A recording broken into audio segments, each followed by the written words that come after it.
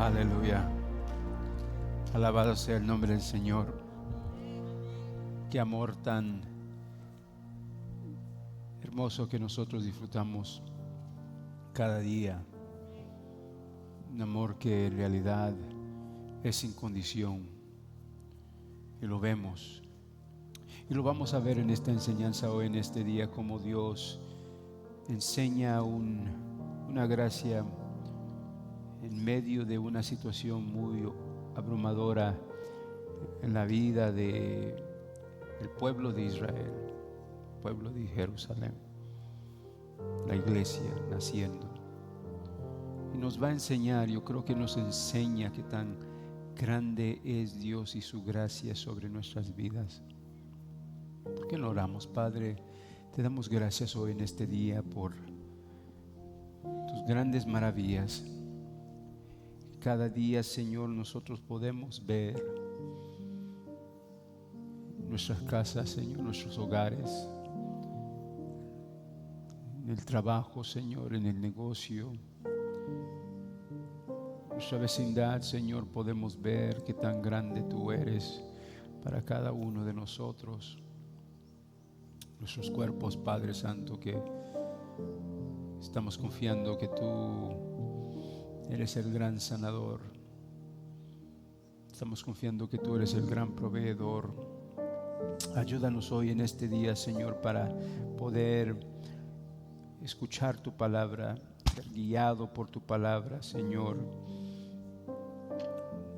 transformado en el nombre de Cristo Jesús por tu Espíritu, para que podamos, Señor, brillar con la revelación que se encuentra en tu palabra. En el nombre de Cristo Jesús te damos gracias. Amén, amén y amén. Se pueden sentar en la presencia del Señor.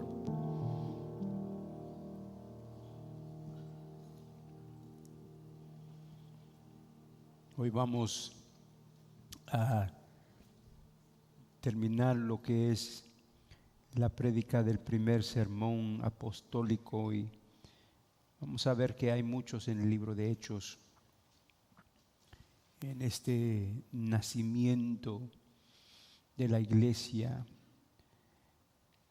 y en el primer sermón de Pedro, la primera prédica apostólica. Vamos a ver un patrón. Y en este patrón vemos una predicación muy efectiva después de la resurrección. Es el día de Pentecostés.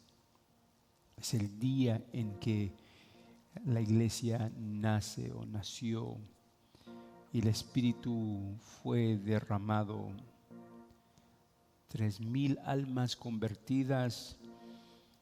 El poder evangélico, así, o el poder del evangelio apostólico está tomando acción, y vamos a ver cómo Pedro lo hace guiado por el Espíritu Santo, la estructura, el poder y la gracia.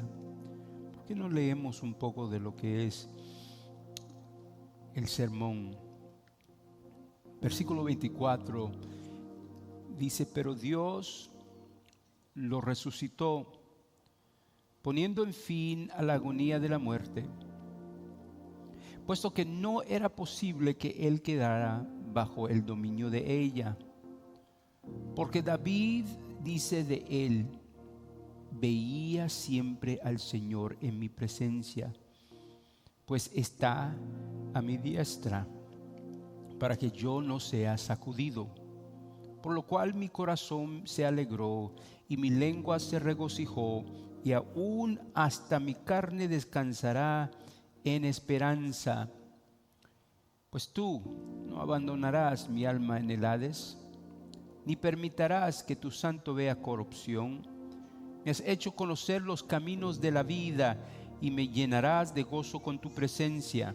Hermanos, del patriarca David les puedo decir con franqueza que murió y fue sepultado, y su sepulcro está en nosotros. Su sepulcro está entre nosotros hasta el día de hoy. Pero siendo profeta y sabiendo que Dios le había jurado sentar a uno de sus descendientes en su trono, miró hacia el futuro y habló de la resurrección de Cristo, que ni fue abandonado en el Hades, ni su carne sufrió corrupción. A este Jesús resucitó Dios, de lo cual todos nosotros somos testigos. Vemos hoy en día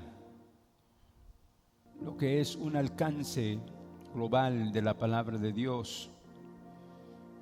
Los mensajes hoy en día se puede predicar de un lugar como Sun Valley y ir a diferentes partes de todo el mundo. No hay límite como Dios usa la palabra en estos días en todas partes. Pero todo se inició en este momento, el nacimiento de la iglesia. Hechos 2, la era, como hemos hablado, la era de la iglesia comienza y se lanza en una nueva era completa. ¿Qué es esa era? Esa era es una era mesiánica. Es una era de historia de la redención. Y en el nacimiento así de la iglesia es el momento donde el Espíritu Santo fue derramado. Y toda la iglesia toma su forma. Y aquí todo se inicia con el primer sermón, predicado después de la resurrección, 40 días. Esto es solamente 40 días. Y el primero, que contiene todo lo que la cruz y la resurrección representa, está aquí en esta prédica. La cruz, la resurrección. Teológicamente aprendemos el fundamentado así en la doctrina bíblica. Vemos un expositivo que explica las escrituras con claridad, con Pedro. Aún vemos un argumentativo, como la prédica es argumentativa y presenta evidencia y razona así hacia una conclusión ineludible. Y es un gran modelo para cada uno de nosotros, un patrón para toda predicación apostólica posterior, especialmente hoy en día que tenemos los métodos de poder ir simplemente con nuestros teléfonos, con las cámaras, con la red, y predicar y anunciar las buenas nuevas, el Evangelio. Especialmente en este momento vemos la introducción donde Pedro explica el fenómeno de lo que ha sucedido en el Pentecostés. Hemos aprendido que es el cumplimiento de la profecía de Joel. Y vemos una grande inauguración, una gran apertura en esta era mesiánica que captura la atención de miles y miles de personas que están alrededor de estos 120 creyentes. Y lo que estamos viendo, lo que Pedro explica es, él anuncia, esto es lo que Joel habló, el profeta. No todo se está cumpliendo como hemos hablado, pero hasta el fin de la era mesiánica vamos a ver. Pero la iglesia es lanzada en este día de Pentecostés. El tema del sermón, Jesús de Nazaret. Él comienza en el versículo 22, donde Pedro lanza la segunda parte del sermón exaltando a Jesucristo y dice: varones israelitas, escuchen estas palabras. Y entonces él dice: Jesús el Nazareno, Jesús el que ustedes crucificaron, Jesús el que ustedes mataron, ese es el Mesías. Y hablamos de su vida, hablamos de su muerte, habló Pedro de su resurrección. En la resurrección, Hechos 2:24 dice así: pero Dios lo resucitó, poniendo fin a la agonía de la muerte, puesto que no era posible que él quedara bajo el dominio de ella. En realidad, esta fue la proclamación devastadora para todo Jerusalén. Ellos habían rechazado colectivamente al Mesías, a Jesús. Pidieron una ejecución, lo había entregado a los romanos, pero la gran culminación de todo eso, ellos pusieron a muerte al Mesías. Y la prueba final no es su vida, que hablamos unas 2 semanas atrás, no es su muerte, que hablamos 2 semanas atrás. La prueba final, que Él es el Mesías, para que todos nosotros entendamos por qué nosotros creemos lo que creemos, es su resurrección. El que cree que fue levantado, resucitado entre los muertos, Romanos dice, ese será ¿qué? Salvo.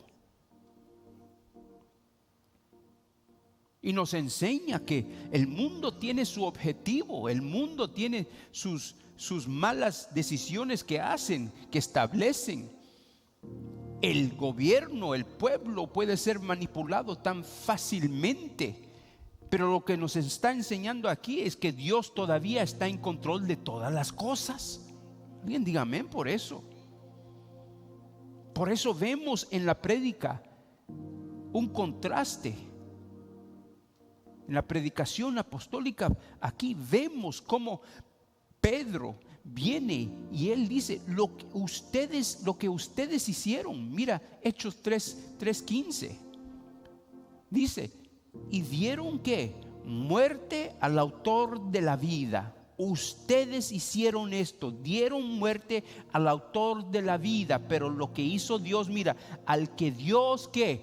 Resucitó de entre los muertos. Ustedes hicieron esto, pero Dios respondió así. Tan grande es nuestro Dios. Y ese es el patrón que se repite en el libro de Hechos. Vemos en otra prédica, Hechos 10:39, donde dice así, nosotros somos testigos. Ahora Pablo hablando, pero la prédica no cambia. Pedro lo inició y está dando el contraste, pero Pablo con la misma prédica dice: nosotros somos testigos de todas las cosas que hizo en la tierra de los judíos, en Jerusalén. ¿Qué? Hablando de la vida de Cristo Jesús. Y también le dieron ¿qué? Muerte. Ustedes hicieron esto, colgándolo en una cruz. Pero ¿qué? Dios lo resucitó el tercer día y hizo que se manifestara. El hombre puede hacer ciertas cosas, pero cuando Dios tiene plan, nada ni nadie puede cambiar el plan y el propósito de Dios. Mira la prédica otra vez de Pablo, Hechos 13, versículo 28. Aunque no hallaron causa para dar muerte a Jesús. Hemos estudiado eso. 6-7 veces acusaciones que ellos hicieron. No lo pudieron encontrar culpable. Aunque no hallaron causa para darle muerte, pidieron a Pilato que lo mandara ¿a qué? A matar. Y cuando había cumplido todo lo que estaba escrito acerca de él, lo bajaron de la cruz y lo pusieron en un sepulcro. ¿Pero qué? Pero Dios lo levantó de entre los muertos.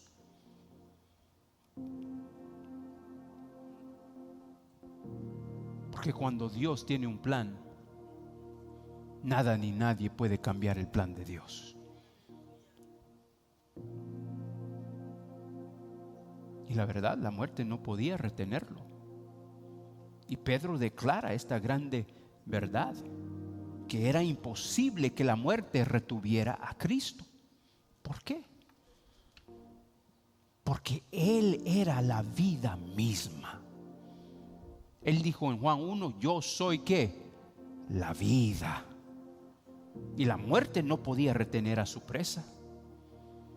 Él rompió las cadenas de la muerte y salió ¿qué? Del sepulcro, demostrando que Él tenía más poder que la muerte. Y por eso nosotros esperamos así, que la muerte no tiene el hecho final en nuestras vidas. No tememos la muerte. Para nosotros morir ¿qué? Es ganancia. ¿Por qué? Porque Él venció la muerte. ¿Y cómo venció la muerte? Porque Él es la vida, y la muerte no puede contener la fuente de toda vida. No solamente eso, que es la vida, Dios también lo protegió. El Padre no lo abandonó en el Hades, ni permitió que su cuerpo viera corrupción, dice la palabra de Dios. No solamente eso, también hubo testigos oculares, lo vieron, más de 500 personas, dice Pablo en 1 Corintios capítulo 15, lo vieron, fueron testigos de su resurrección. Entonces, Pedro, como un buen expositor, se refiere a la palabra de Dios. Yo escuché a un pastor decir, en realidad no necesitas la palabra de Dios para dar tu prédica.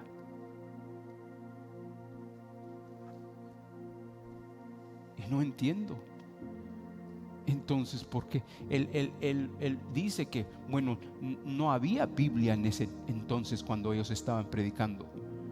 Pero eso es un gran error. Porque en la primera prédica, Pedro se refiere ¿a qué? A la palabra de Dios. Él dice, esto es lo que Dios prometió. La fe viene ¿por qué? Por oír la palabra. ¿Y cómo oirán si no qué? Si no hay un qué? Predicador. Si decimos a la persona, tú puedes confiar en tu propio corazón, no entienden que el corazón más que todo es ¿qué? Engañoso. Por eso Pedro se va al Salmo 16 y dice, esta resurrección fue profetizado desde David. Salmo 16:10, y él se refiere al Salmo 16:10 y él dice, porque tú no abandonarás mi alma en el Seol, ni permitirás que tu santo ¿qué? Sufra corrupción. Me darás a conocer la senda de la vida. En tu presencia hay plenitud de gozo. En tu diestra hay ¿qué? Deleites para siempre. Y Pedro conecta la resurrección con este Salmo 16. Este pasaje se convirtió en patrón entre todos los apóstoles. Pablo lo cita en Hechos 13:35, dice, por tanto dice también en otro salmo, no permitirás que tu santo ¿qué? Vea corrupción. Y David escribe estos salmos en primera persona, como las palabras del propio Mesías. Entonces la pregunta es, cuando David está hablando y Pedro entiende esto, ¿David está hablando de él mismo o está hablando del Mesías? Porque el judío no entendía que ya todo lo que sucedió con Cristo, tienen el problema de poder reconciliar cómo es que el Mesías, que en su mente él tenía que venir y completamente destruir los que estaban oprimiendo a Jerusalén, a Israel, pero ellos no entendían, pero ellos pensaban así porque no entendían la palabra de Dios. Entonces lo que Pedro tiene que hacer hoy en este momento, dando esta prédica, él tiene que decir, esto no puede ser David. Por eso él dice en Hechos 2:29, él dice, hermanos, del patriarca David les puedo decir con franqueza que ¿qué? murió y fue sepultado. Y su sepulcro, ¿qué? Está entre nosotros hasta el día de hoy. Ellos no estaban pensando que David se había resucitado. Ellos sabían que el cuerpo de David sufrió corrupción. Estaba ocupado la tumba de David con el cuerpo de David. Nadie jamás quiso afirmar que David se había resucitado de entre los muertos. Entonces lo que Pedro está diciendo, esto está hablando del Mesías, el Jesús el Nazareno, de Nazaret. Y David simplemente era profeta, sabía que Dios le había jurado sentar uno de sus descendientes en su trono. Lo leemos en 2 Samuel capítulo 7. Por eso habló con anticipación de la resurrección de Cristo. Hechos 2:32 dijo: a este Jesús resucitó Dios, del cual todos nosotros somos ¿qué? Testigos.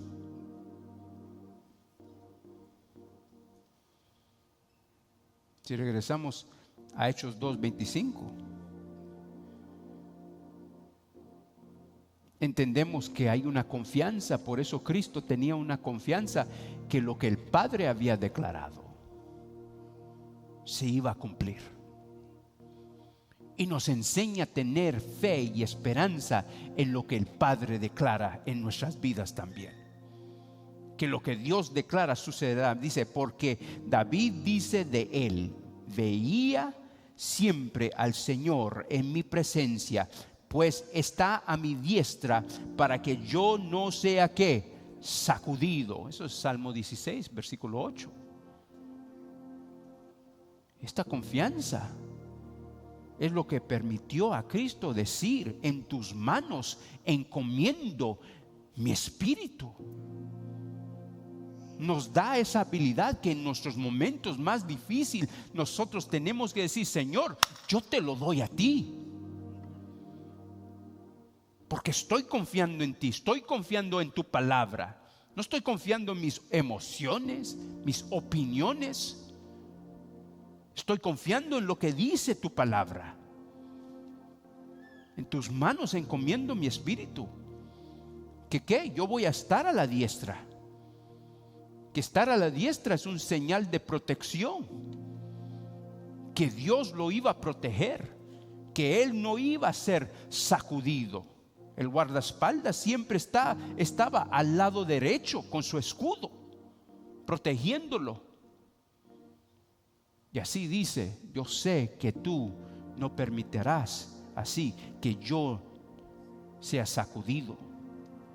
Por eso Cristo nunca vaciló. Mi cuerpo, Él dijo: mi cuerpo también reposará ¿en qué? En esperanza. ¿Qué es la esperanza? La esperanza no es algo simplemente vacío. Yo espero. ¿Espero en qué? La esperanza es la expectación en las promesas que han sido dados. Y lo que aprendemos con Cristo Jesús es que las promesas de Él, del Padre, de Cristo, son sí y amén. Todo se cumplió, así como Dios dijo, así como los profetas dijeron. Desde Génesis, desde el principio, el capítulo 3, desde allí todo se cumplió así como el Padre dijo que se iba a cumplir. Y por eso nosotros tenemos esa confianza en Dios, que lo que Él nos declara en nuestras vidas, eso se cumplirá. Venga lo que venga, digan lo que digan, hagan lo que ellos quieren hacer. Nosotros vamos a confiar en lo que dice la palabra de Dios, las promesas que Dios nos da, la certeza que podemos encontrar en Cristo Jesús. Mi cuerpo también reposará en esperanza, y su cuerpo descansaría en la tierra llamada esperanza, con la certeza que hasta Él dijo 3 días. ¿En 3 días qué? resucitaré.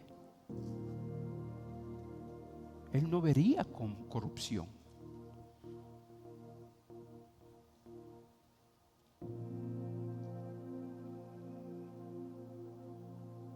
Por eso Cristo se refiere a sí mismo en el versículo 27 como tu santo, es lo que dice.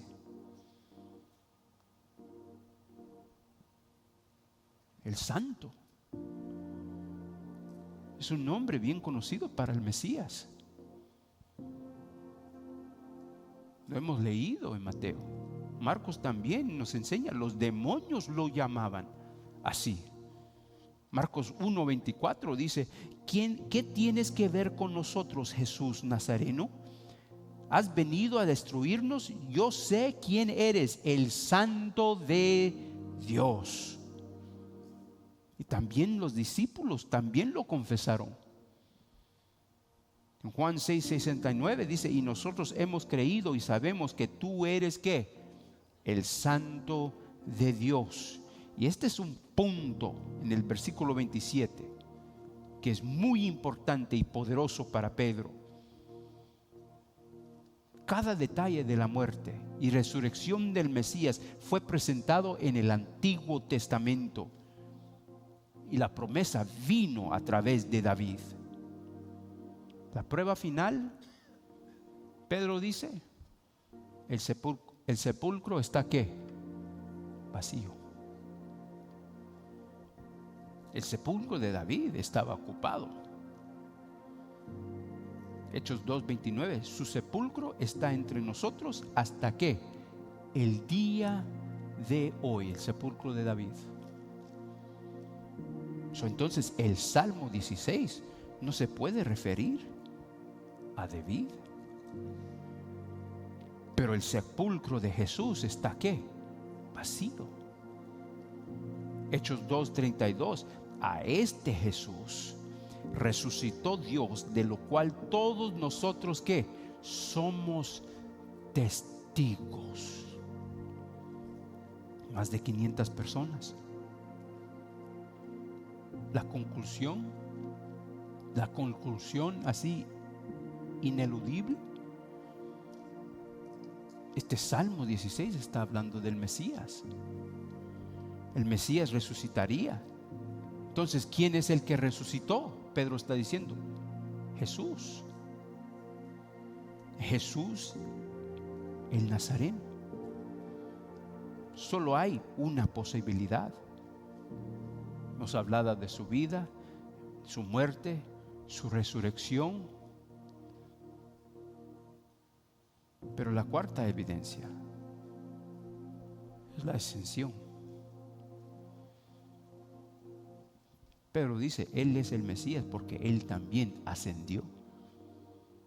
Hechos 2:33, así que exaltado ¿qué? A la diestra de Dios, y habiendo recibido del Padre la promesa del Espíritu Santo, ha derramado esto que ustedes ven y oyen. Los testigos fueron testigos que lo vieron, oculares. Vieron la ascensión. Hechos 1:9 lo leímos. Cristo fue exaltado a la diestra de Dios, y en ese instante recibió del Padre la promesa del Espíritu Santo. Todos. Lo que explica todo. Todo lo que el pueblo acaba de ver. Las lenguas, oír, el gran viento. También diferentes lenguas, idiomas de alabanzas a Dios. Y esta ascensión, Pedro dice, no solamente sucedió con testigos, él ahora una vez más regresa al Salmo 110. En Hechos 2:34 dice así, porque David no ascendió a los cielos, pero él mismo dice, dijo el Señor a mi Señor, siéntate a mi diestra hasta que ponga a tus enemigos por estrado de tus pies. David nunca ascendió al cielo, ni fue exaltado a la diestra de Dios. El Padre estaba hablando ¿qué? Del Hijo. Y Filipenses 2 lo confirma. También Dios lo ¿qué? Lo exaltó y le dio nombre entre todo, sobre todo nombre, Señor, para que toda ¿qué? Rodilla se doble.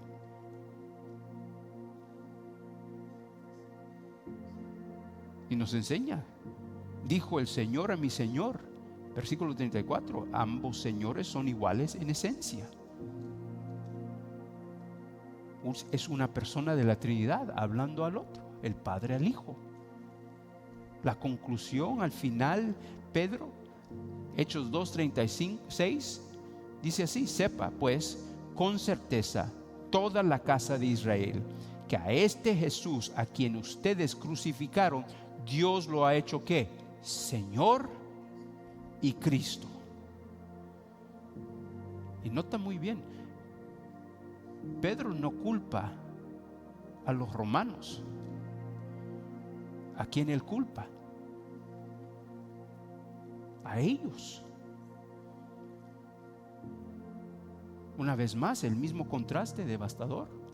Ustedes lo mataron, Dios lo resucitó.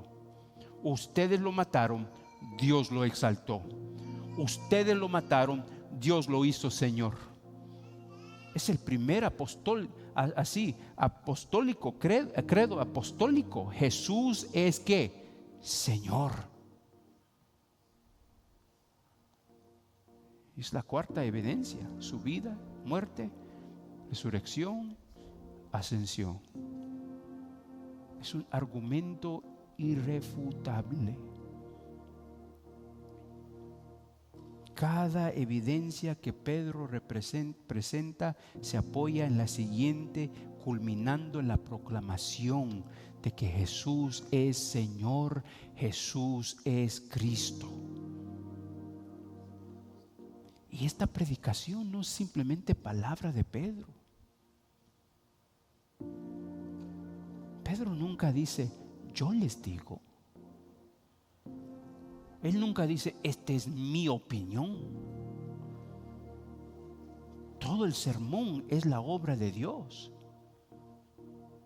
Cuando habla de la vida, versículo 22, dice: hombres de Israel, escuchan estas palabras. Jesús el Nazareno, varón confirmado. ¿Confirmado por quién? Por Dios entre ustedes, con milagros, prodigios y señales que Dios hizo en medio de ustedes a través de Él, tal como ustedes mismos ¿qué? Saben. Ustedes lo vieron con su propio ojo, como Dios lo confirmó, la vida que Él tenía. Dice, no es mi opinión todo esto. Ustedes vieron la confirmación de Dios, la muerte y resurrección también. Versículo 23 y 24, entregado por el plan predeterminado y el previo conocimiento de Dios. Y pasamos por eso en la semana pasada. Pero Dios ¿qué?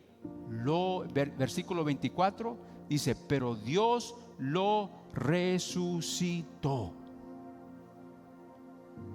La ascensión, lo mismo. Es palabra de Pedro. Versículo 33, exaltado a la diestra de Dios, ha derramado este que ustedes ven y oyen. Y Pedro, dando estas evidencias, traspasa el corazón del pueblo de Jerusalén.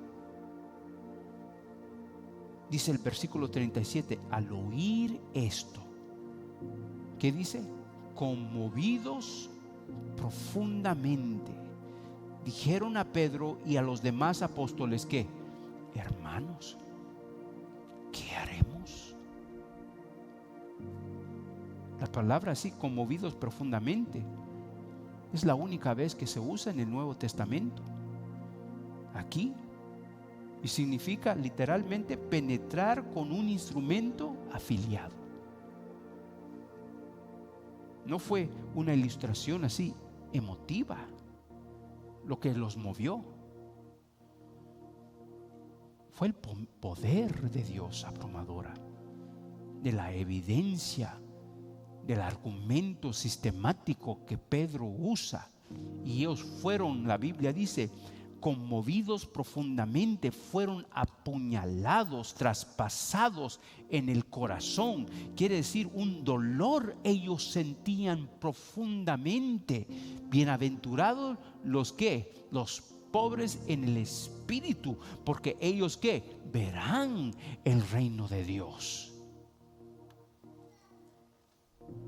Se sentían con un dolor agudo, un dolor porque habían matado a su Mesías, el que estaban esperando.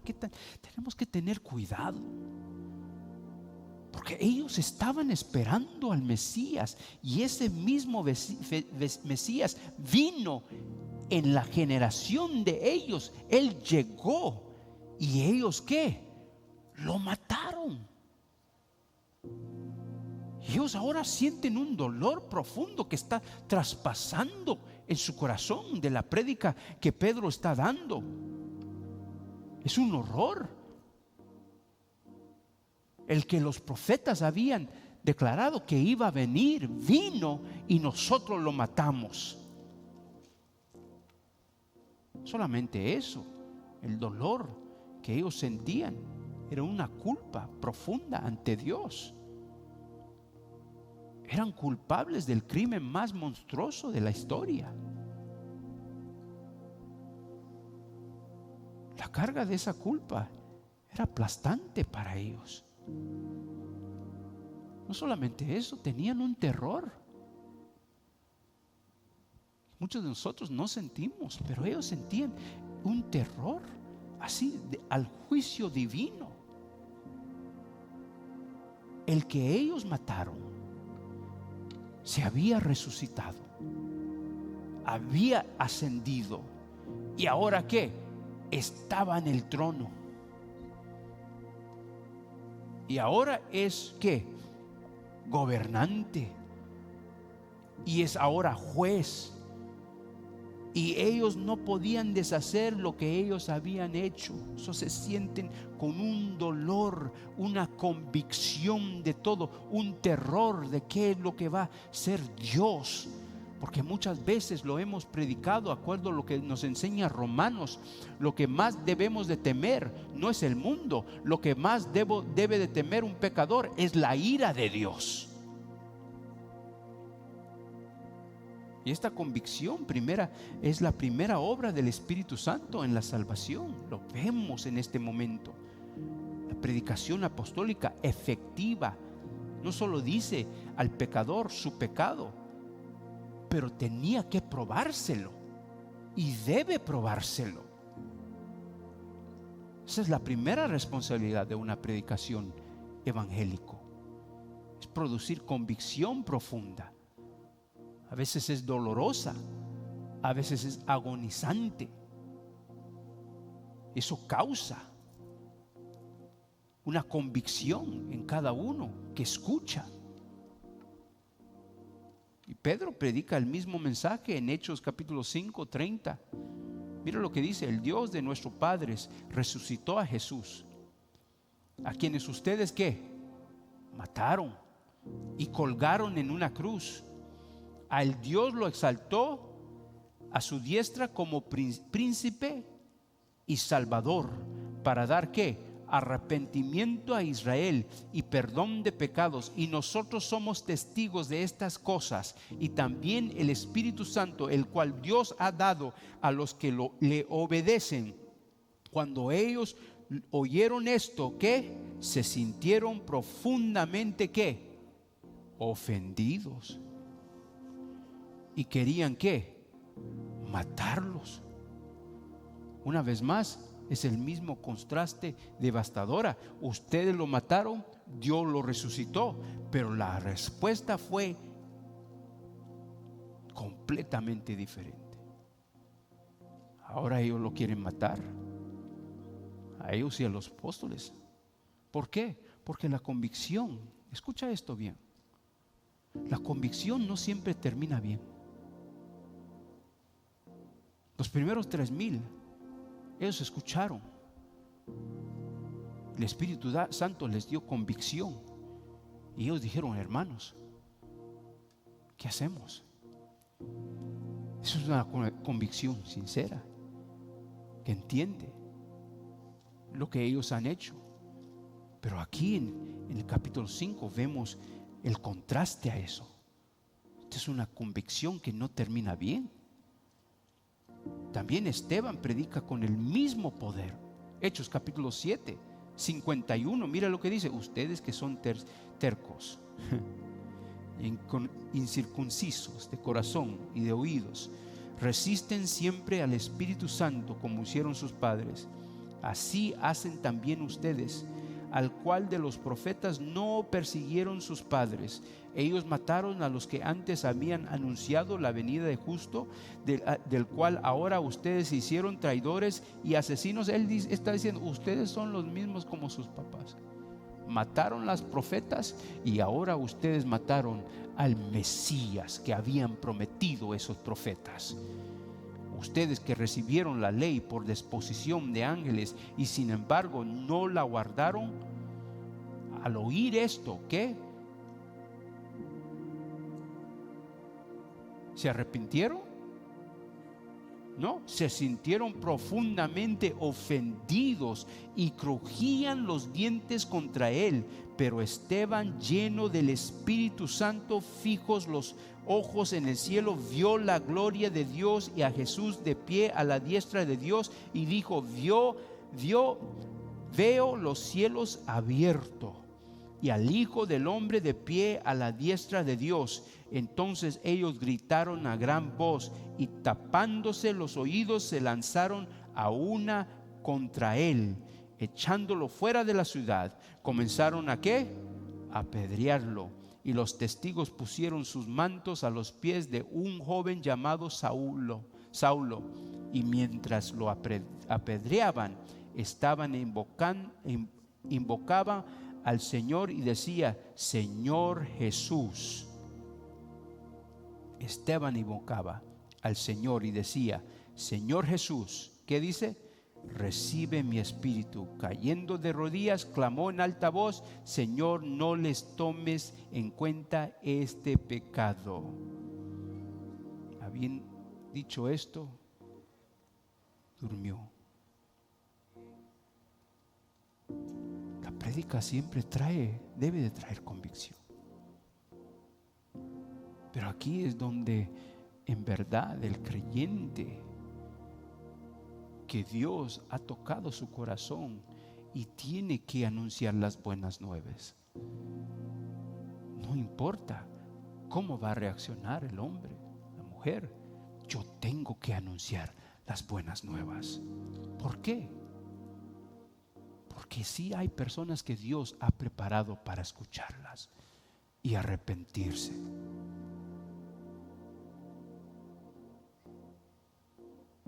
Mira lo que dice Hechos 2:38. Pero les dijo: arrepiéntanse y sean bautizados cada uno de ustedes en el nombre de Jesucristo para perdón de sus pecados, y recibirán ¿qué? El don del Espíritu Santo. Dice: arrepiéntanse. Dios le está dando una oportunidad a los que mataron al Mesías. Solamente 40 días. Esta gracia es impactante. En un instante del trauma más abrumadora, a esta palabra compasiva y misericordiosa, los que habían asesinado al Mesías reciben una oferta inmediata de perdón completo.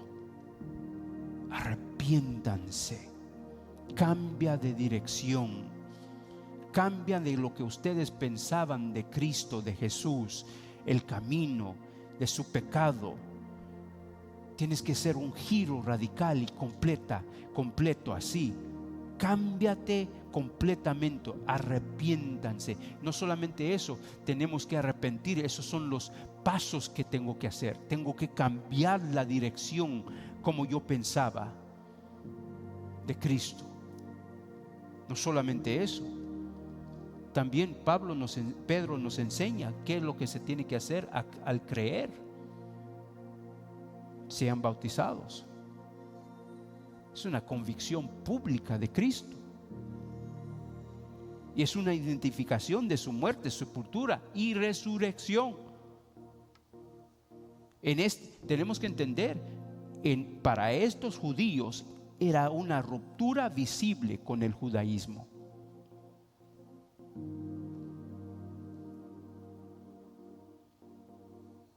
Él dice, cuando se bautizan, reciban el perdón. El bautismo es el acto obediente que hace pública esa fe. Salvación no está así en el agua, pero el perdón viene al arrepentirse y confesar a Cristo. Y después de eso dice, reciban ¿qué? El Espíritu Santo. Si no has sido bautizado, en realidad lo que nos enseña aquí, que no has pasado por el proceso para creer y ser salvo. Reciban el Espíritu Santo. El mismo Espíritu, después de hacer esto, que el Mesías resucitó y ascendiendo, derramó sobre los creyentes en ese día de Pentecostés. Mira lo que dice Hechos 2:39. Porque la promesa es para ustedes y para sus hijos y para todos los que están ¿qué? Lejos, para tantos como el Señor nuestro Dios llame. Aquí Dios nos enseña no solamente su soberanía, pero también la voluntad humana. Todo aquel que invoque, así Hechos 2:21, todo aquel que invoque el nombre del Señor será ¿qué? Salvo. La invitación aquí que Pedro está dando es universal. Es para ustedes, sus hijos. Si Dios pudo perdonar a los que mataron al Mesías, no me digas, no, Dios no me puede perdonar. Dios sí te puede perdonar allí donde tú estás. Pedro estaba ahí guiado por el Espíritu ofreciendo este perdón. Y también Dios en este día nos ofrece ese perdón. Es para todos. Él dice, para ustedes, para sus hijos y todos los que están ¿qué? Lejos. Los gentiles que vienen, Efesios capítulo 2. Eso nos enseña esa voluntad humana, pero también nos enseña la soberanía de Dios. Donde dice, para tantos como el Señor nuestro Dios que llame. Dios te llama. Y vemos ambas verdades coexisten al mismo tiempo. Sin explicación, eso es una juxtaposición, como dicen. La soberanía de Dios y la voluntad del hombre. Imagínase, diácono, 3,000 almas, 3,000 personas fueron bautizadas en ese día. Cada uno declarando, no sé dónde y cómo encontraron tantos lugares en ese mismo día para bautizar, pero cada uno declaró públicamente: cometimos un crimen masivo contra el Mesías y ahora la confesamos como Mesías, Salvador y Señor. Y nosotros cuando hacemos eso, en realidad a veces ni causa problemas en nuestro hogar, tampoco en nuestro trabajo, nuestro negocio. Pero aquí había una ruptura públicamente con esos 3,000. Era algo valiente que estaban haciendo contra el judaísmo. Ellos sabían que iban a ser expulsados de las sinagogas y también perseguidos. Por eso esto nos enseña que el bautismo sigue siendo un acto de obediencia para todo creyente. Una vez más lo tengo: si no has sido bautizado, estás en desobediencia.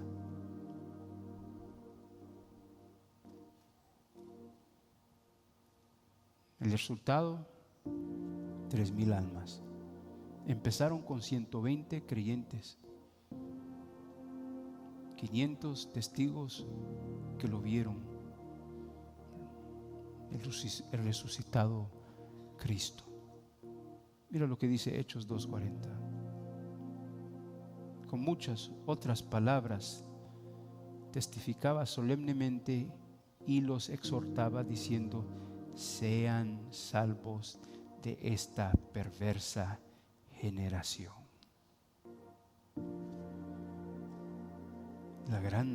La gracia más grande que vemos aquí en nuestro Dios.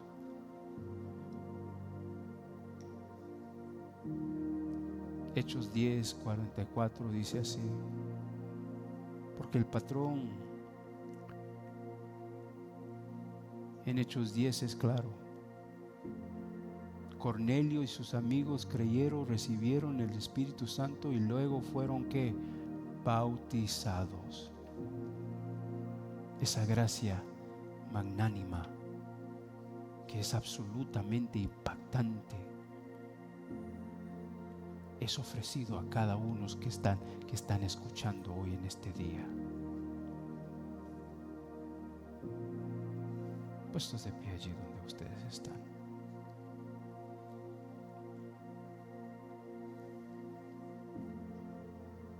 Aleluya.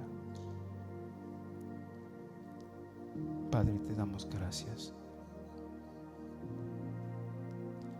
Te damos gracias, Señor, porque somos parte de lo que nació el día de Pentecostés. Te damos gracias porque somos añadidos, Señor, a la lista de esos 120, luego 3,000, luego 5,000, porque tú has seguido, Señor, añadiendo, Señor, desde ese entonces. Como dice tu palabra en Hechos 2:21, Señor, todo aquel que invoque tu nombre será salvo. Somos culpables, pero somos perdonados. A rechazarte a ti, Cristo, la Biblia dice es crucificarte de nuevo. Pero la gracia hoy en este día alcanza, Señor, a todos los más culpables. Ayúdanos, Señor. Aumenta la fe. Ayuda, Señor. Y gracias por ese don del Espíritu que derramaste en ese día en todo creyente, Señor, que es un obsequio, Señor, de gracia inmerecida, Señor. En el nombre de Cristo Jesús, ayúdanos para seguir circulando a todo el mundo este mismo mensaje sin límite, para que tu palabra sea exaltado, predicado, y para la fe, Señor, para que la fe sea aumentada, el pecador se arrepienta, sea bautizado y recibe tu Espíritu en el nombre de Cristo Jesús. Amén, amén y amén.